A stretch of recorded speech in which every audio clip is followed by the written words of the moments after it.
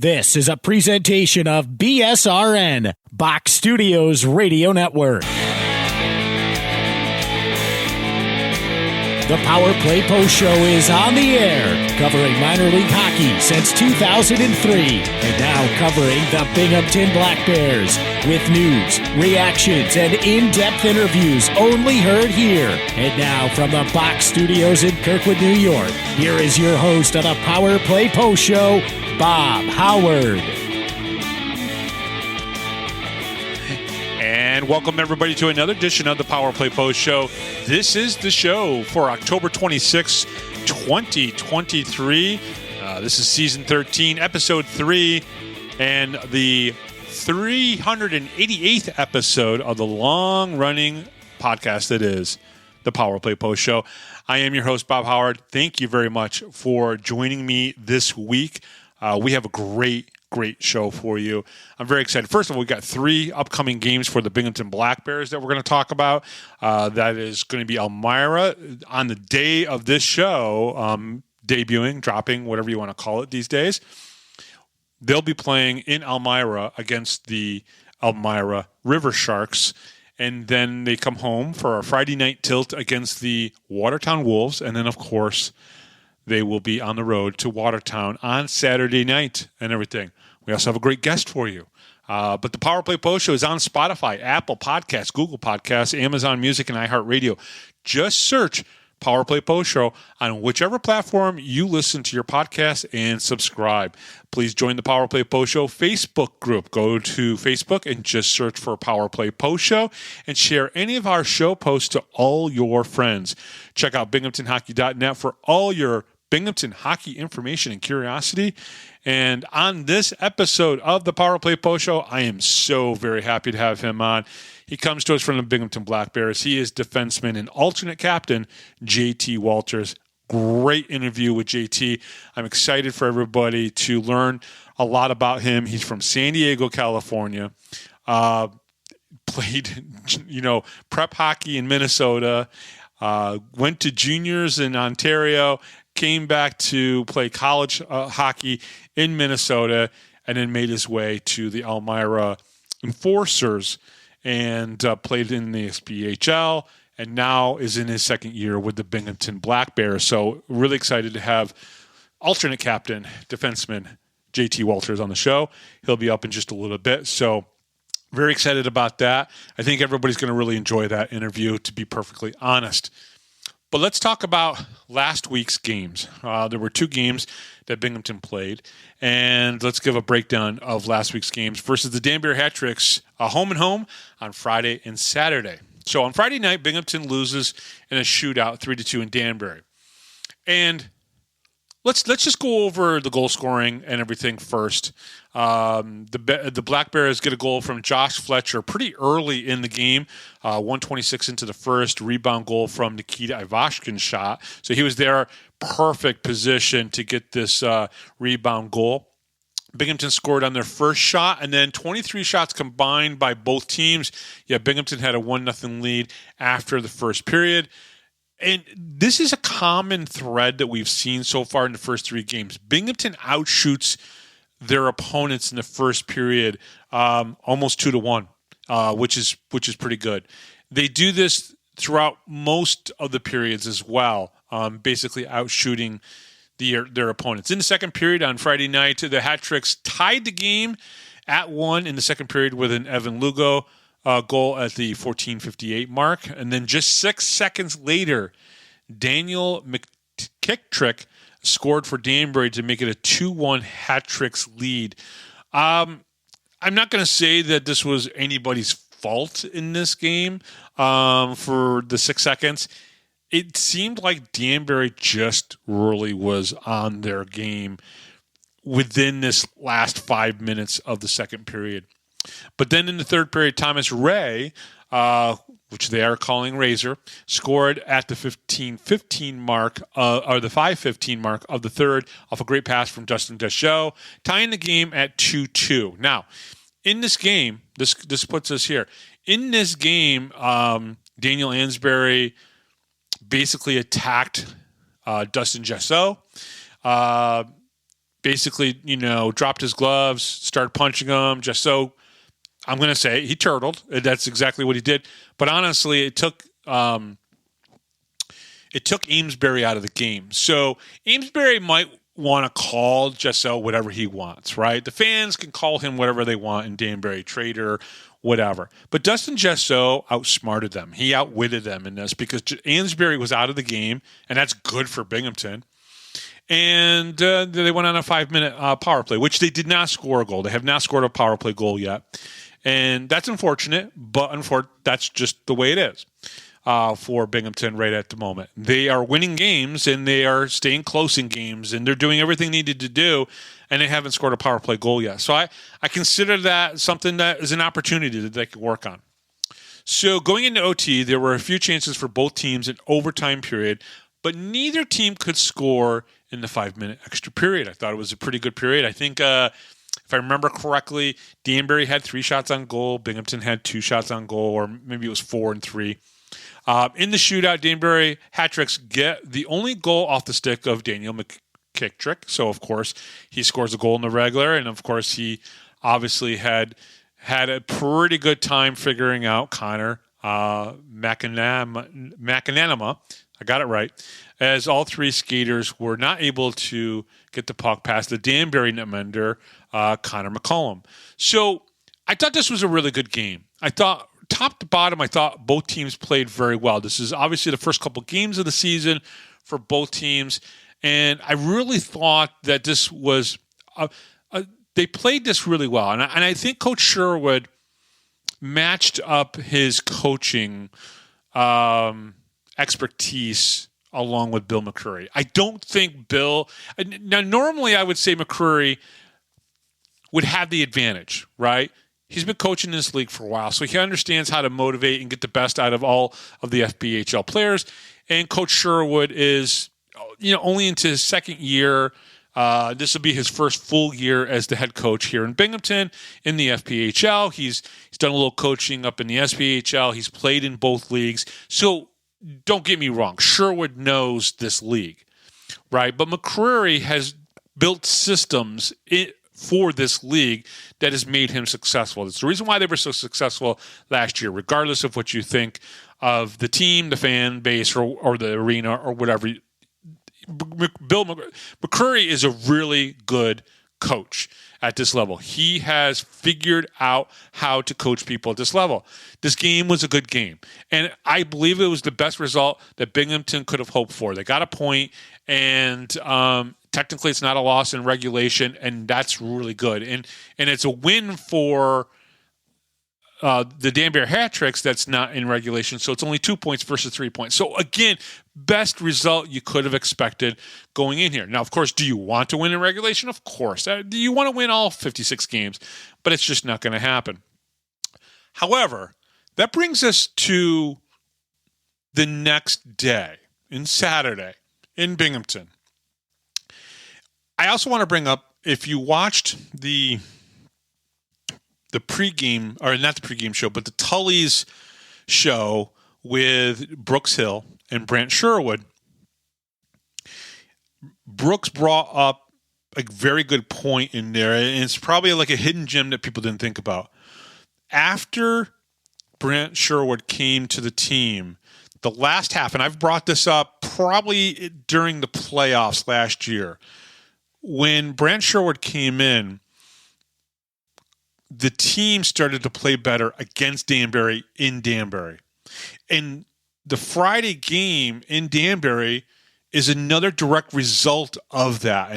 And Brooks brought that up during his interview with Brant, and he is 100% correct. It was the right thing. It was a good point by Brooks, because I think Brant has changed the culture and the thought process, and he understands maybe the FPHL better than most people will give him credit to. And he will get to the level of McCreary when it comes to coaching in this league.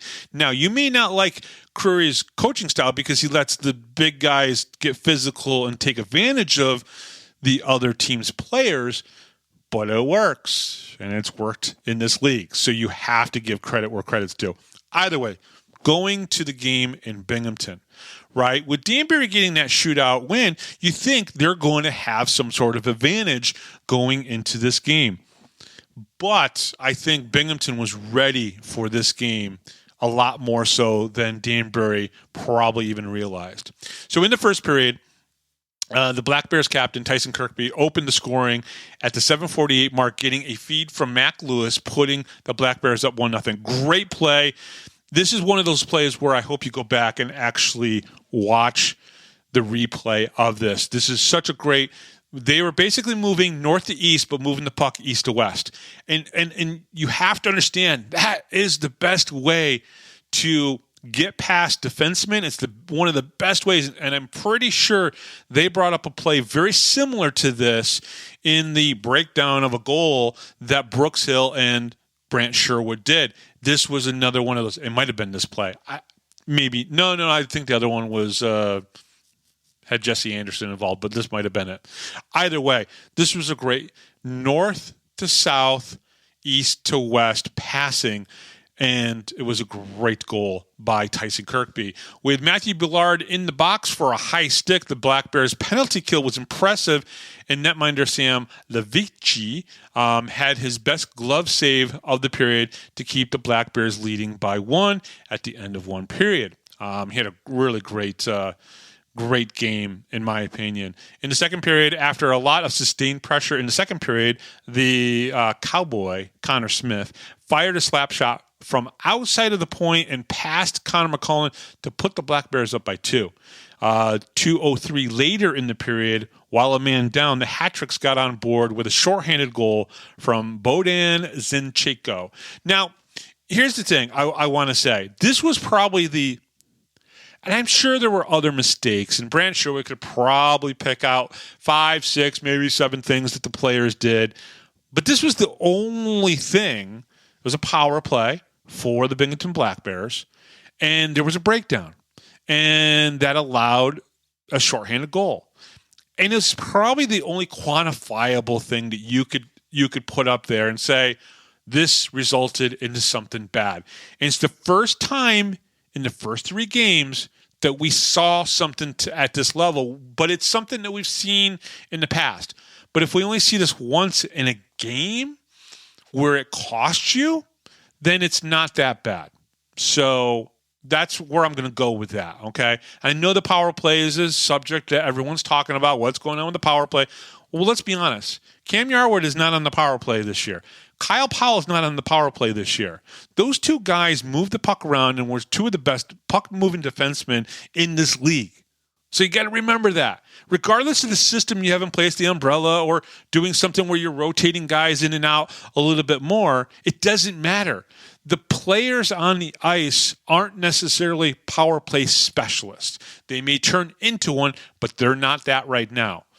And you have to remember, you could put any system you want in place, but if the players can't execute it, it's not going to matter. One of the things that I have noticed, and now I'm going off on a tangent here, is yes, when you're on the power play, regardless of the system that they have in place, whether it's the umbrella or whatever it might be, having 3 men down, 1 in the middle, and then 1 at the point, whatever system you have in place, if guys aren't moving, skating, if you don't see the legs moving, it doesn't really matter. It's not going to work.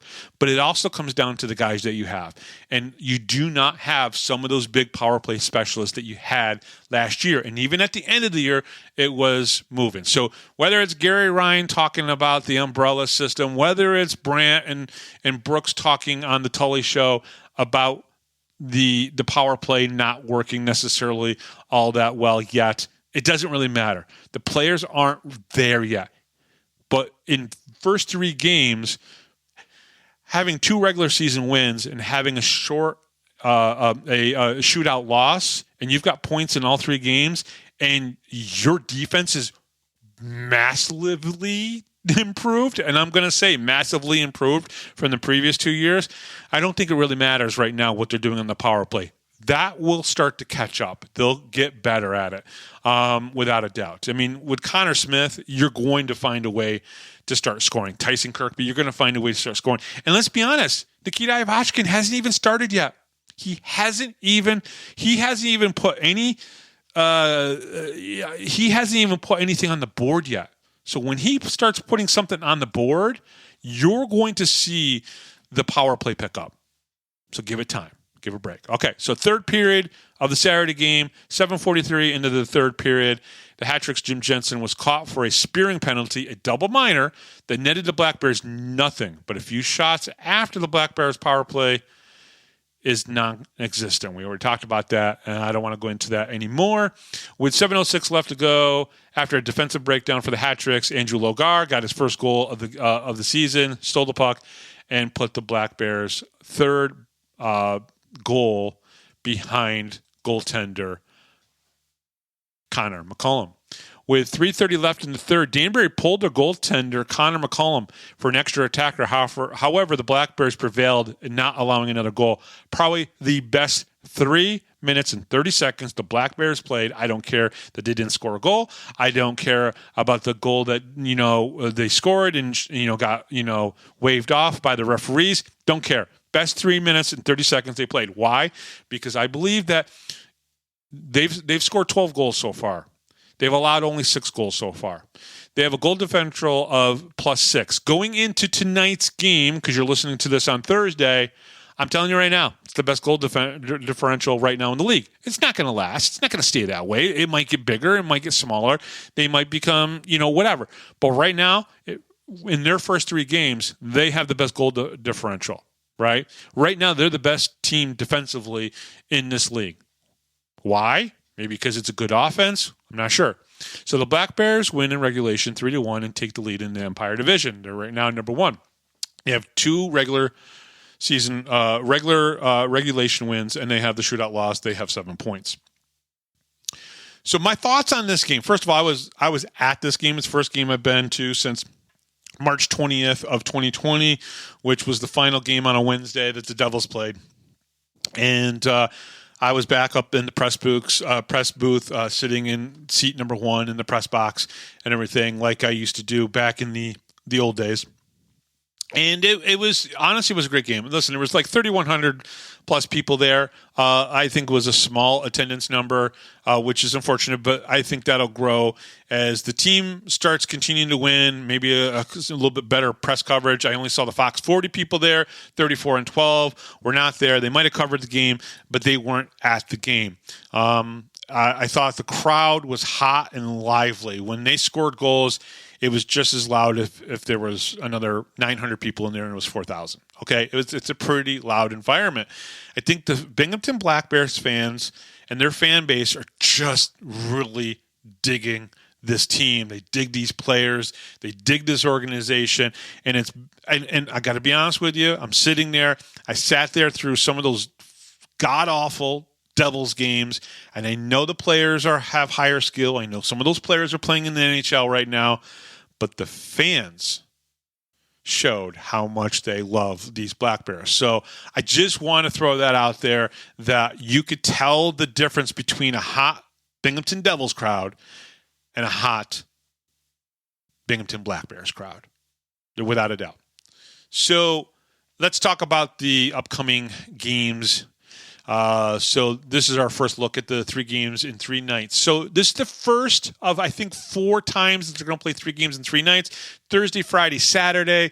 First, they're going to be in Elmira, and then home with Watertown. The home game for Binghamton is obviously on Friday night. They have not played Watertown yet. It's a different team. Elmira won their last game with a shutout. That's right. So Elmira won their last game on Saturday night. I believe it was a 4-0 shutout. And so that's good for Elmira, because they lost to Binghamton the week before. There's been issues in Elmira. I don't want to rehash everything that has gone on there. The team is owned by the league. They had problems with the ice plan, but it seems like the county and the league are trying to put on hockey there. And Kozlowski, who played against Binghamton the week before. He got the start on Saturday night. He gets the win. He gets the shutout. Good for Elmira. Good. Now, if you're from Elmira and you're listening to this game, or if you know somebody that's in Elmira and is listening to this game, buy an extra ticket and bring a friend. I mean, they announced 1,500, but everybody says there was less than 1,000 people that attended this game. That's sad. It's a Saturday night, Elmira. What else do you have going on? I'm sorry. Maybe high school football, but do they play Saturday night games? Does Elmira Heights play Saturday night football? Don't they play the football games at 4 o'clock? Don't give me those excuses. Yeah, it's 6 o'clock start. Still, those football games are probably over by then. Get out to see hockey. Please. I just don't get it. It just doesn't make any sense. I want Elmira to succeed no matter how many times they sit there and fall flat on their face. And you know what? Binghamton hockey has changed over the years, right? We were in the North American Hockey League. We were in the AHL. Then we went to the UHL. Then we went back to the AHL. Now we're in the FBHL, but we've always had hockey. We've always played. We've always been successful. We've always had good ownership groups. We've always had a good relationship with our freaking county. Broome County has done whatever they could in a small budget to take care of our arena. Yeah, we've complained about it here and there every once in a while. Some people will call it a dump. You know, Tom Grace from the Wilkes-Barre Scranton Penguins would call it a dump every once in a while. But guess what? It's still our arena, and Broome County's done the best that they could do. But for some reason, Chemung County just has never been able to figure this out. They need to look at their big brother, Broome County, and do the same things. Take it over, run the arena, right? And then find a good ownership group for the team. It's not that difficult. It really isn't. You know, there's a reason why Andreas Johansson is here, right? He went from Watertown, owning that team up there, sells that team, comes down to Binghamton, and brings the team here. Why? Because he saw an opportunity. He saw a county, an arena, and a fan base that he knew that he could help be successful. He knew he could make some money here, which is okay. You're not in this business to give away seats for free. You're here to make some money, win some games, and maybe even a championship.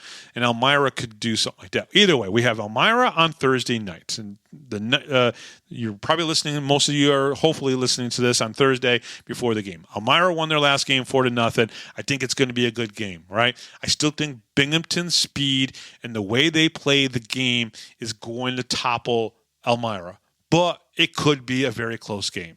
So we'll have to see. Watertown, we don't know yet. We don't know who's going to be, the goaltenders. We don't know really much about Watertown. But I have a feeling that those will be hotly contested games. I think Binghamton could walk away with all 3 wins this weekend. I really do believe that they could do that. But it's also 3 games in 3 nights. And I talked to JT Walters about that. You'll hear that in the interview. We talked about that. But, one of the things that he also mentioned, and I don't remember if it's in the interview or it was, before we got into the interview, but I talked to him about the 3 games and 3 nights, and he's actually happy that it's a Thursday game to a Saturday because all 3 games are in the evening around the same time. So one of the things you got to remember with 3 games and 3 nights is the players have to recover after a game, right? When you're out there skating and getting physical and you get bruises and you get, injuries, you have to recover. And he does not like the third game being on a Sunday when it's a 3 o'clock start or a 5 o'clock start, right? Because you don't get that full 24 hours. And trust me, it makes a difference. You also have to get up, you wake up and boom, you're right back at the arena because you have to get there and prepare and stuff. So 3 games, 3 nights this week. We'll see how everything goes down. Now, before we get into the interview, obviously with JT Walters, alternate captain and defenseman for the Binghamton Black Bears, let's talk a little bit about some roster changes that happened.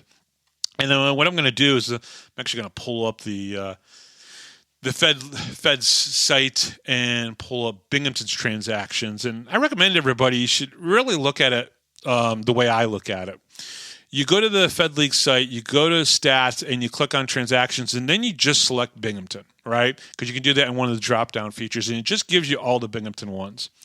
And let's take a look at this, right? Because there's some game theory that you got to think about. Management. How do you manage players?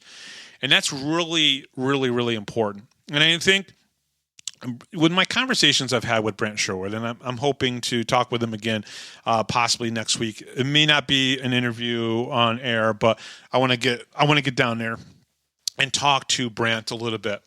I've talked a little bit with him this week about a couple of the decisions. First of all, let's talk about Joseph Taylor. So Joseph Taylor was released.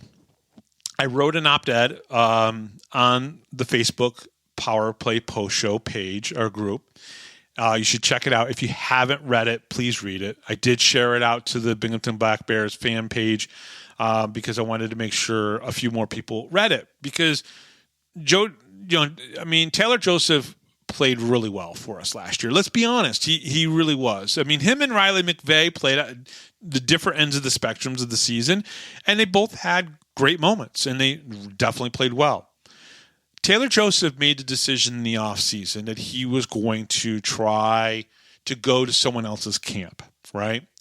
So he went to another camp, and he got let go from that camp.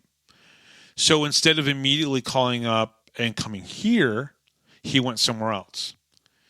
And Brant Sherwood made the decision to release him. And I totally get it. Because we were never Taylor Joseph's first choice. And I think it's important to understand that when I talked to Sherwood, Coach Sherwood, probably a month ago, 2 months ago, maybe even before they got into camp, definitely month and a half ago, he said, I have a few good goalies coming into camp. He was really excited about Connor and Sam and Nolan. Nolan played good in the first game, gave up 3 goals. That's more of first game. I mean, there's no preseason, really. I mean, they didn't have a preseason game. Sam obviously looked really great against Danbury at home. And Connor looked good, too. I mean, let's be honest. He only gave up 2 goals, went 65 minutes, and then had to do a shootout, right?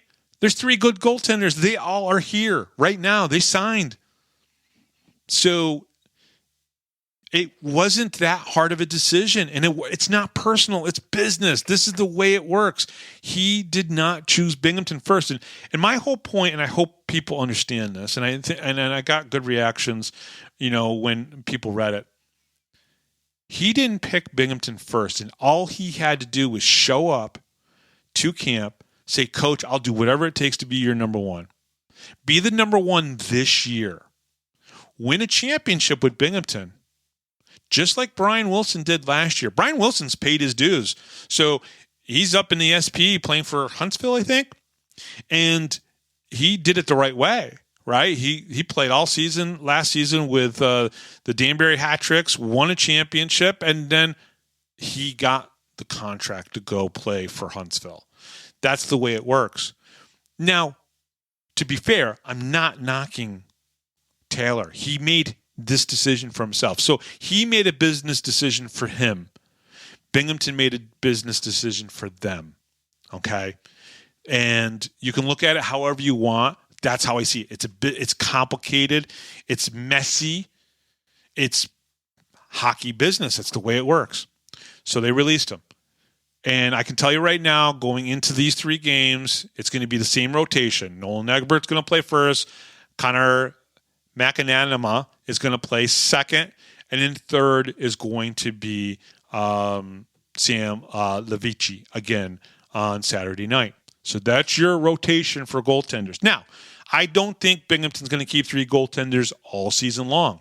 Right? But here's the thing. If you play them for the next few weeks and you do this kind of rotation type of thing, and all 3 look good, one of them's trade bait. And you can go get another defenseman, possibly. So we'll see. I don't know. I that's my game theory in the back of my head. So Joseph Taylor's gone. Then let's talk about the released players. So Joe Taylor's gone.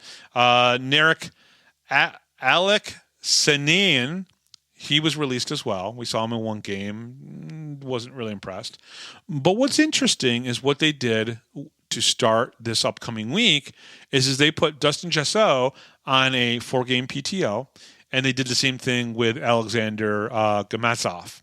He went to a 4-game PTO. That got them off of the regular roster to get them down to the 19 as they needed to. Michael Mercurio, he didn't report. He was released on waivers. I think coach was ready to cut ties with him as well.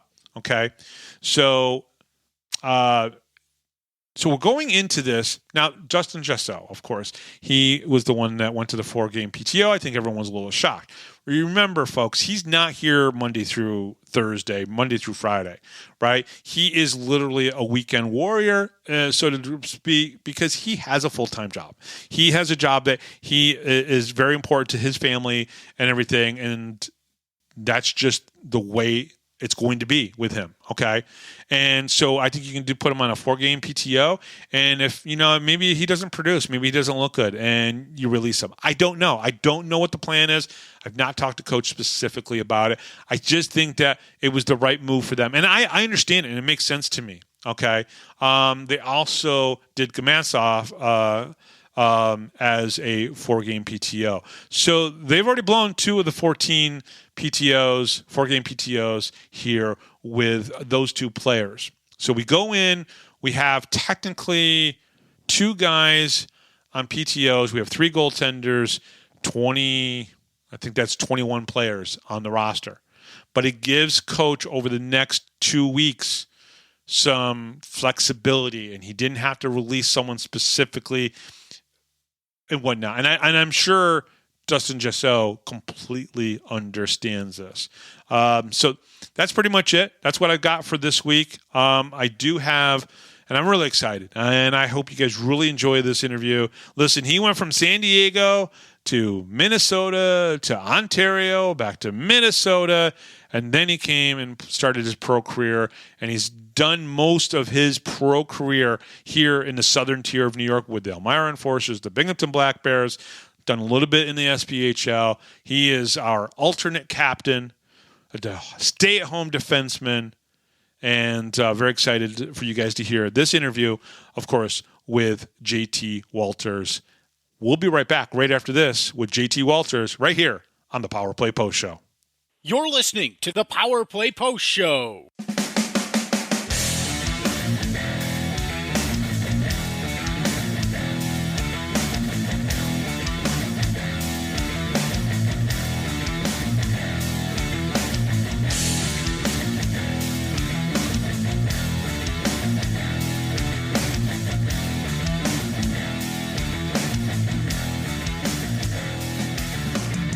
Here is another Power Play Post Show interview exclusive with Bob Howard.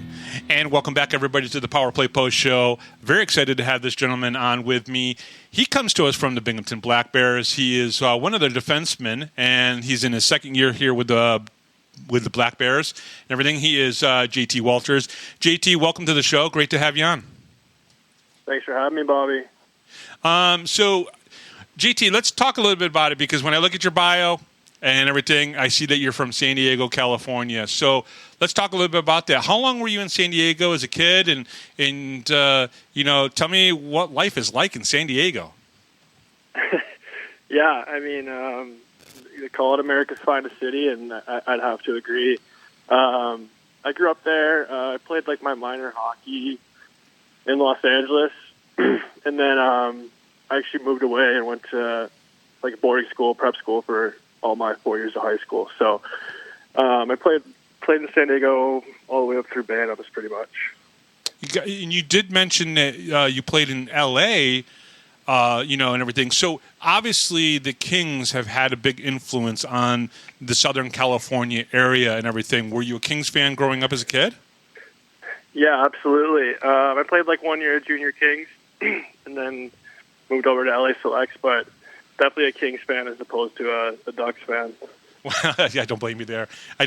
Even though the Mighty Ducks logo at one point was one of the coolest logos, as silly as it was one of the coolest logos in hockey and everything. What for a hockey player growing up in Southern California and learning to play hockey, I'm guessing that other sports also played a part in your youth sports program. Did you play any other sports?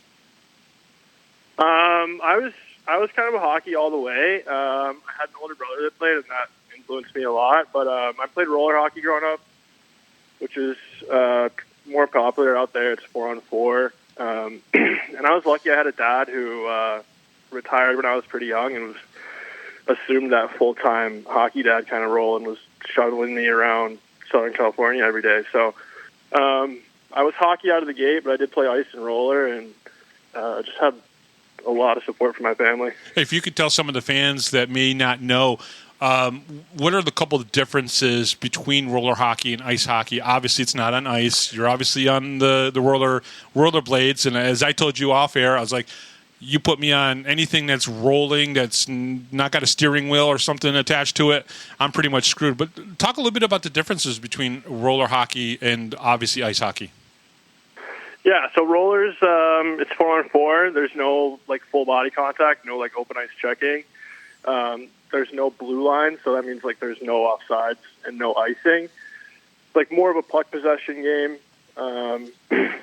Possess the puck as long as possible until you generate good scoring chances, as opposed to flying up and down the ice for 60 minutes straight. So it's really, really fun to play.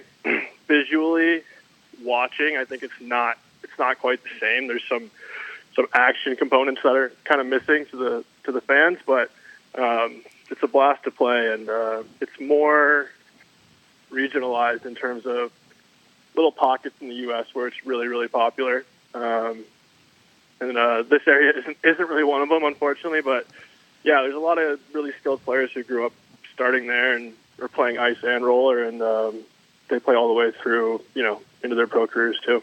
Now we know that there are some pretty good prep school programs out there. Massachusetts is famous for them. Minnesota, Michigan also have very good prep school programs. How did you get to basically Minnesota for prep school? That's actually a really good question. I was at a AAA tournament in Chicago with my LA Selects team, and was just kind of fortunate enough. Me and myself and one of my teammates, we were talked to our parents, but by JP Parisi, Zach Parisi's dad. Yeah.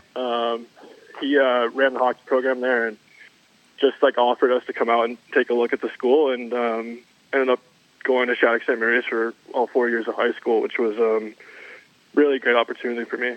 And for fans that don't know, prep school is basically, it's like you just mentioned, it's a high school. Kids go there, but they're there for a particular reason. And in your case, it was to really excel at playing hockey as well. Yeah, for sure. So it's like a mini college almost. You're living in dorms and stuff like that.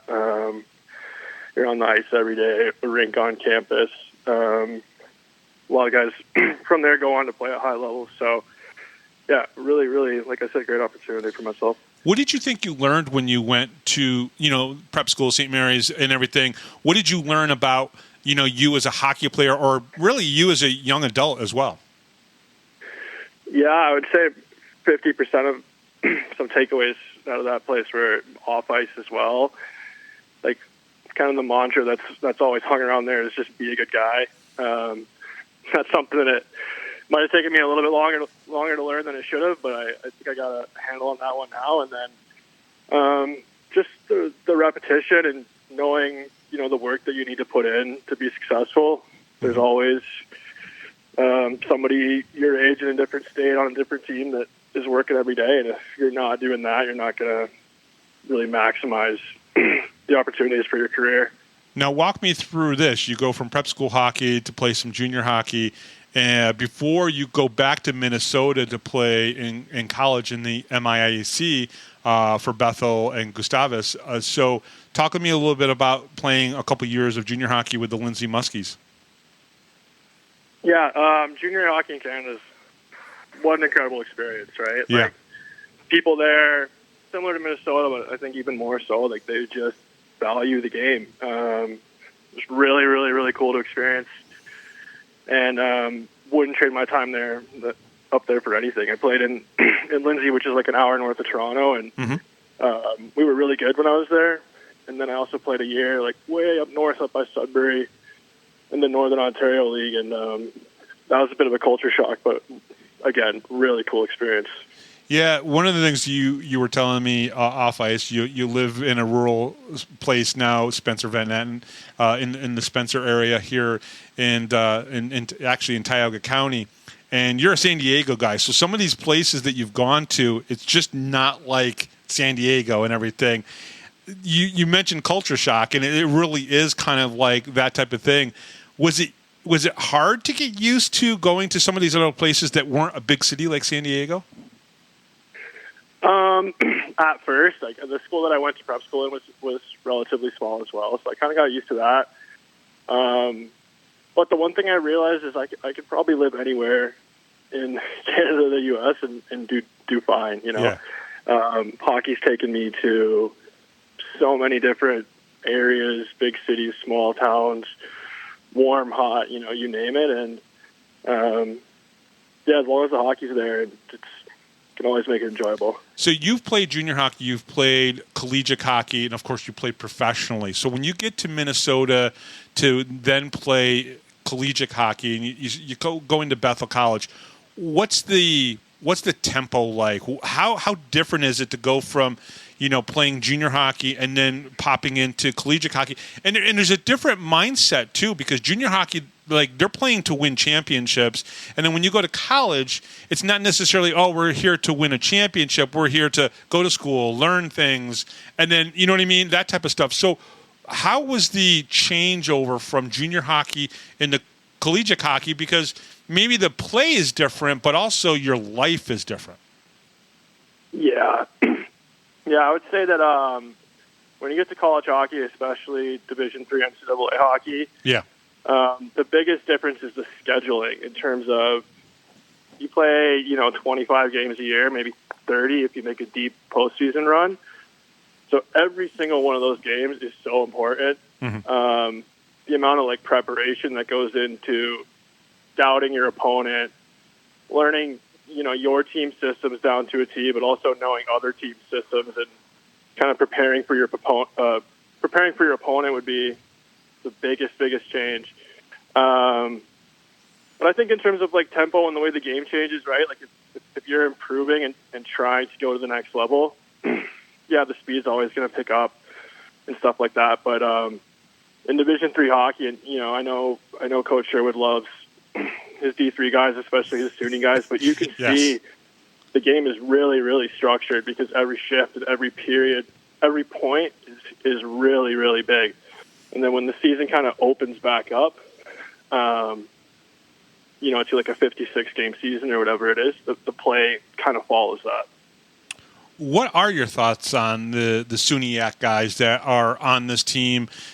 Because Coach Sherwood does love them, and he's openly admitted that to me in interviews, and he really likes their structure and everything. What do you think of it? You obviously, being the Minnesota collegiate guy, now seeing these SUNY guys coming in and playing, and there's a lot of them sprinkled throughout, not just the FPHL, but even the SPHL.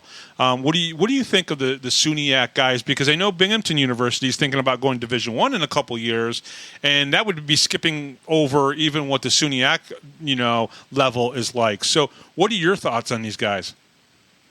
Yeah, I mean, there's a deep pool of talent there, right? Like, I think you'd be nuts not to use it if you're a head coach.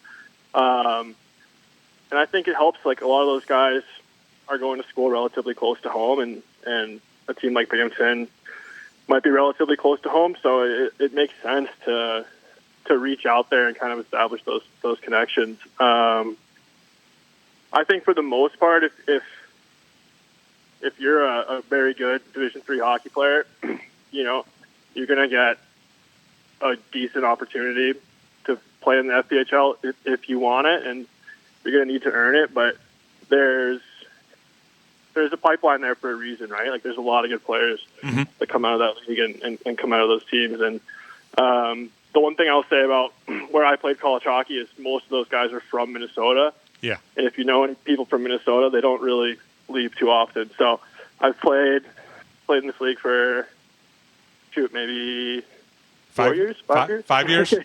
And I haven't come across many guys like where I played college. Weber on our team right now is from Minnesota, played in that conference.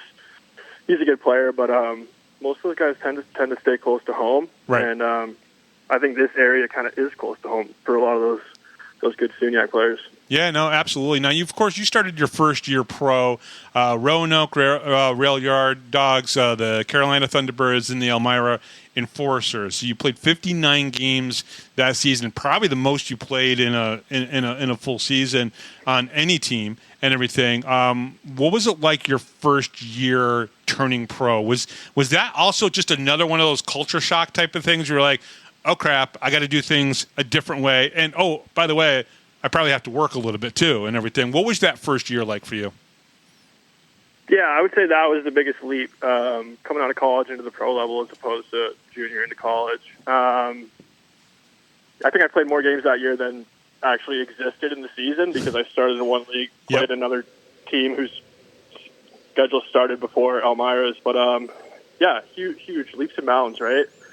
I think when you're young like that, it's like really important just to be a sponge and kind of take notice of the way that older guys kind of handle themselves and approach the game and approach me at the rink every day. And 100% that took me some time to learn for sure. I think that's kind of why I bounced around a little bit. Getting traded to Elmira that year was a blessing for me. I was able to learn a lot and play a lot. And every year that I played there, we had really good teams that made deep postseason runs. So, yeah, I wouldn't have it any other way. But there's definitely an adjustment in terms of like how you approach every day at the rink. Yeah, you actually played for Coach Brett Clark that year in Elmira, and of course you had Mafus, who was like one of the top scorers in the FPHL on that team. Brendan Hussey was on that team. Trying to look, Kyle Stevens was on that team. So you had a lot of guys to kind of like feed off of, and maybe get some of that information that you wouldn't normally have gotten and everything. What did you kind of learn that first year from even head coach Brett Clark? Yeah, Clarkie's a heck of a recruiter in terms of like assembling talent. I'll always kind of tip my cap to him for that. We kind of narrowly missed the championship at Elmira, and I know he's won multiple other championships in this league. So he knows how to assemble a team. But I learned a lot. I would say like probably my biggest mentor that year was Glenn Patterson. Yeah, really good defenseman in this league. He now runs the junior A team that's based out of Elmira. So just being able to go to the rink every day and put in a little bit extra here and there just to kind of solidify yourself and make sure you're staying in the lineup as opposed to just clock it in and clock it out for that hour of practice. Now, of course, you played a couple years in Elmira, and then after that, also played a little bit more in the SPHO with the Evanston Thunderbolts. Let me ask you this question. I've asked this to a couple people, even Tyson Kirkby, who has also been on the show, about playing in the SPHL and the FPHL. Both are considered single A.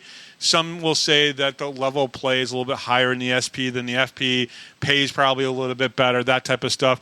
What are your takeaways about the differences between the two leagues? Because some people are now saying, oh, it's a lot closer than it was maybe 5 years ago. Yeah, I mean, I would agree with that last take. I think this league gets better and better every year. I think if you watch the game tape from, maybe this opening weekend compared to opening weekend 4 or 5 years ago, it'd be night and day. In the SP, generally, yeah, the pay structure can be a little bit better. Right. I know in the Federal League, if you're a first-year guy, you kind of got to put your dues in sometimes. You're getting peanuts, basically, right? Peanuts. Yeah. It depends. But that's kind of that's what we all sign up for. You know what I mean? Sure. But yeah, I think that gap kind of narrows every year, and then there's outliers as well, right? Like there could be years where there's a really, really talented, well-ran Federal team that could probably hang with most of those teams, and then there might be years where there's an SP team that doesn't quite have it all together. So I also think like the Federal has a lot more parity in this year compared to every other year. So Sure. if you look around the league right now, there's really good players that are getting released from teams, and all the scores we've seen so far have been really competitive, and I think that's like a big step in the right direction for the league. Yeah, absolutely. You've obviously played half of the season last year with Binghamton, and of course this year you're starting off and everything. Coming to Binghamton, it was in the American Hockey League for many, many years, the UHL for like 5 years, and it was part of the slap shot era with that kind of started that whole slap shot kind of era of hockey and everything with the Dusters. What is it like coming to a city? Did you know? Okay, I know you played with Elmira for a few years, so obviously you've heard of Binghamton, New York, and everything. But talk a little bit about Binghamton. Did you know anything about Binghamton before you even got to this area? You know, with the Senators and the Rangers that were here, the Whalers and the Dusters. Was there any? Is that something? I mean, obviously you're from San Diego, so maybe it's not even on your guys' radar about hockey in the Southern Tier. Yeah, no, I think that you grow up a fan, a student of the game. It's pretty hard to not pay attention to the AHL level. So yeah. My knowledge would kind of relate to those times, and honestly, nothing before that, I would say. But yeah, I mean, it's known as an AHL town, my whole life. And when I came back to the area, to the Southern Tier, I was a free agent and wasn't necessarily sure what team I was going to play for, whether it be Binghamton or Elmira. I actually went to a game, like it's the home opener last year. Oh, okay. Just as a fan, some of the guys left me tickets. And the second I saw kind of that arena rock, and I knew that was where I wanted to play. You know what I mean? No brainer on that. Now, I'm not trying to pat Binghamton on its back and everything, even though I'm from here, and my show's always been located out of Binghamton, even though we've covered the American Hockey League in the past for many, many years and everything, the whole league, and had people on from all across the country. But let me ask you this question: you come here, you sit down, you watch a game.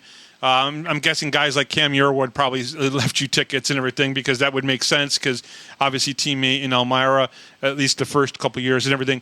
But you see this arena that was really kind of modeled for the American Hockey League and everything, and played here for a long time. I'm not trying to get you to say something that isn't necessarily true, but is the Binghamton Arena the kind of the class right now of the FPHL? Yeah, no, 1,000,000%. I haven't had a chance to check out all the new teams. Yeah. I've heard Baton Rouge has got a decent setup there. Columbus has a nice facility as well. But yeah, it's the cream of the crop, and it's not a single A hockey facility. Right. Whether it's the ice, whether it's the stands, whether it's the amount of people that show up, the amenities in our locker room, stuff like that. It's top notch for sure. And when you talk about league growth and the league making steps in a positive direction, right? When I came into the league, Elmira was the place to be. Yeah.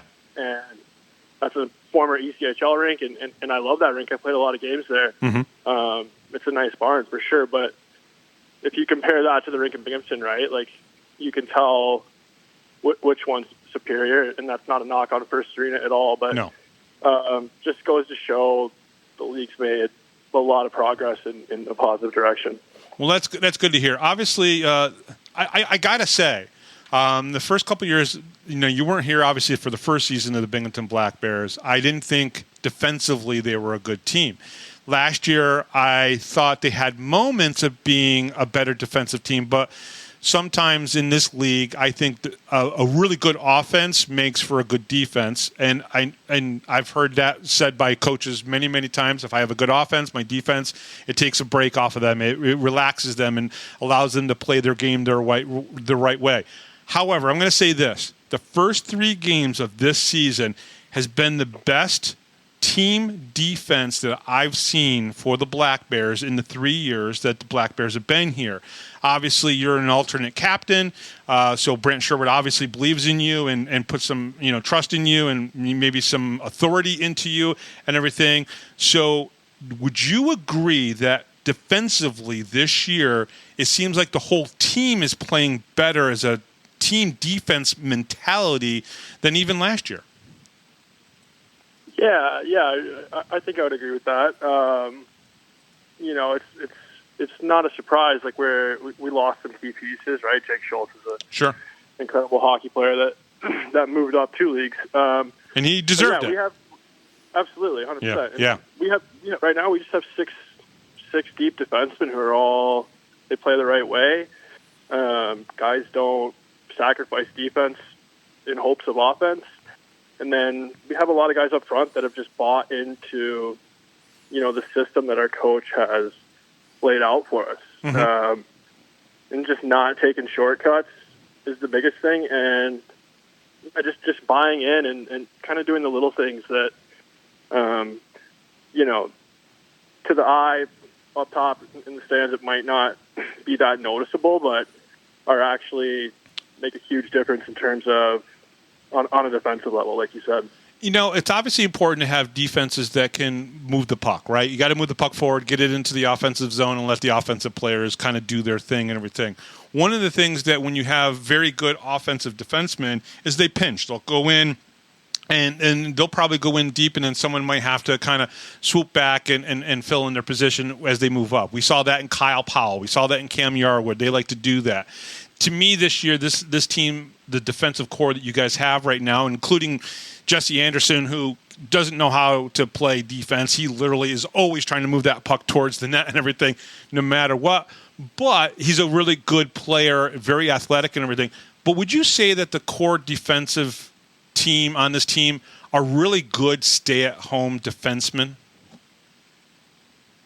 Yeah, I would say for the most part, yes. But we also have a lot of it is just balance, right? Like if you can make a deep pairing that's equally balanced, like I love playing with Ando. He's a really good skater, and he can take the puck up ice all game, and he knows I'm going to lock it down for him. Like I'm a D first guy. So that pairing works really well, and I think we kind of have that on all 3 D pairings right now.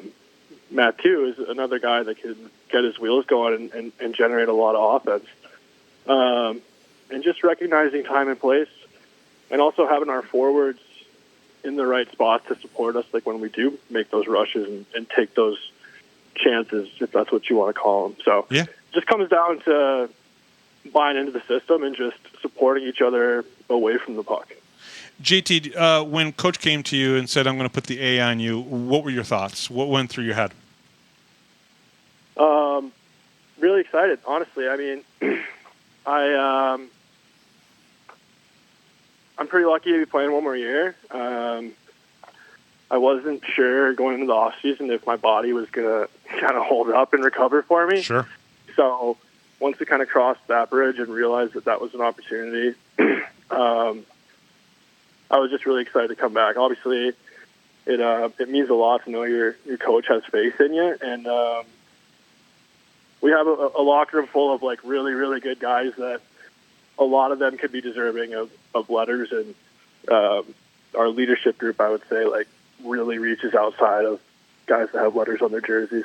Yeah, and your thoughts on Tyson Kirkby, who I think is, he's always got a smile on his face, and it's just like, all right, so this is your captain, Mr. Smiley, but he is seriously one of the nicest guys. But one of the things that Coach told me is that he goes, I can hold him accountable, and it works. So isn't it? What are your thoughts on Tyson Kirkby? Because, again, he's always got a smile on his face. He always seems to be in a good mood. Yeah, he's the guy that's going to lead you guys. Yeah, I mean, he's a damn good hockey player, and he's an even better human being. So you can't ask for much more than that. And Coach Sherwood's right; like he can hold him accountable, and then he's capable of holding the group accountable as well. So that's been a theme for us, right? There's no one that is bigger than the team or gets to take those shortcuts or really get special treatment. And, yeah, that starts at the top, and Kirk's is a really, really good example of that. All right, before I let you go, you guys have your first of, I think, 3 games and 3 nights coming up. Thursday, you guys are going to be up in Elmira, so that's a nice slight drive for you guys to go to Elmira. And then, of course, you guys have Watertown at home, and then you head up to Watertown on Saturday. How do you guys prepare? Do you prepare any differently for 3 games and 3 nights versus whether it's just a regular Friday, Saturday type of deal?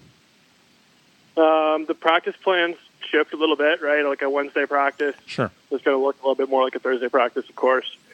And just taking care of your body. Like, you need to know going in that you might need to do a couple extra things late in the evening after that Thursday and Friday, just to make sure your body's ready to go the next day. But I love it, to be honest. It's fun. Yeah.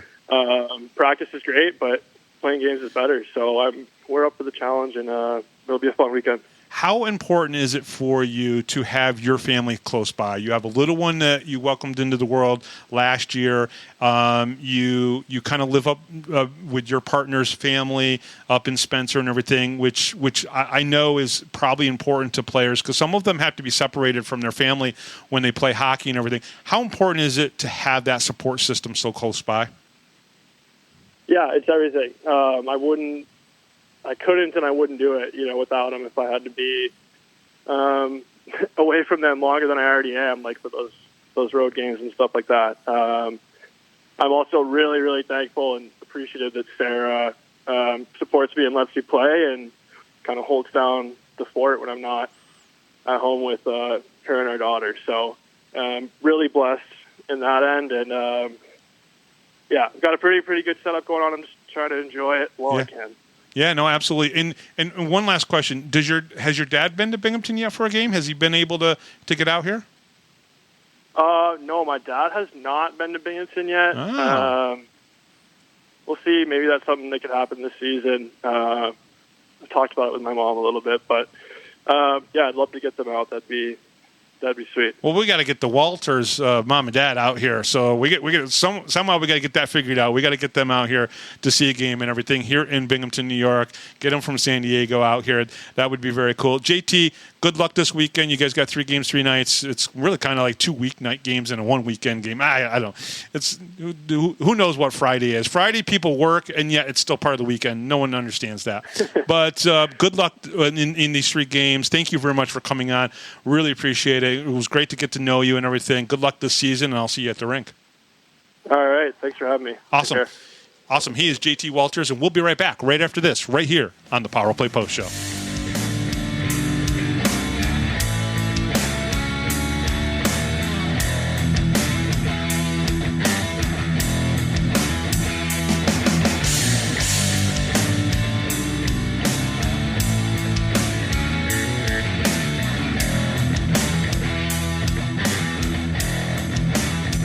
If you're a Binghamton hockey fan, then you need to check out binghamtonhockey.net for all your news, stats, information, the Binghamton Hockey Hall of Fame, top 10 lists, profiles, and so much more. That's binghamtonhockey.net. You're listening to the Power Play Post Show. And welcome back, everybody, to the Power Play Post Show. Great show, everybody. Thank you for listening. I really, really, really appreciate it. Any comments you want to send, you can message me on Facebook, and you can definitely, just leave a message, obviously, on any one of these posts. If there's a player you want to hear me interview from the team that I haven't talked to yet, please let me know. I'll definitely be glad to do that. And just remember, the Power Play Post Show is on Spotify, Apple Podcasts, Google Podcasts, Amazon Music, and iHeartRadio. So if there's another way you want me to display it, let me know. Just search Power Play Post Show on whichever platform you listen to your podcast and subscribe. Please join the Power Play Post Show Facebook group. Just go to Facebook and search the Power Play Post Show and share any of your show posts to all your friends. Check out binghamtonhockey.net for all your Binghamton hockey information and curiosity. I want to thank Rob Lapolis, our MC, John Petitucci for all of our music. He's our musical director. And, of course, our guest this week, Binghamton Black Bears defenseman and alternate captain, JT Walters. Thank you again for listening, everybody. This is the Power Play Post Show. I am Bob Howard. We'll talk to you next time.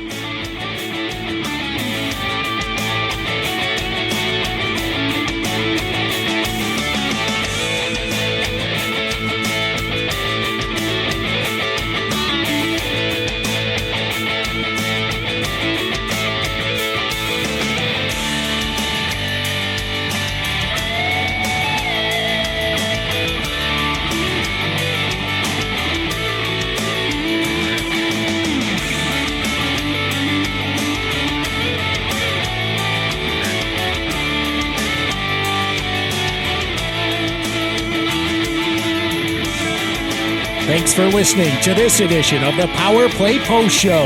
Be sure to tune in next week to the Box Studios Radio Network for all the latest Black Bears news and interviews from around minor league hockey. The Power Play Post Show would like to thank John Patitucci for all the music you hear on the show. You've been listening to the Power Play Post Show.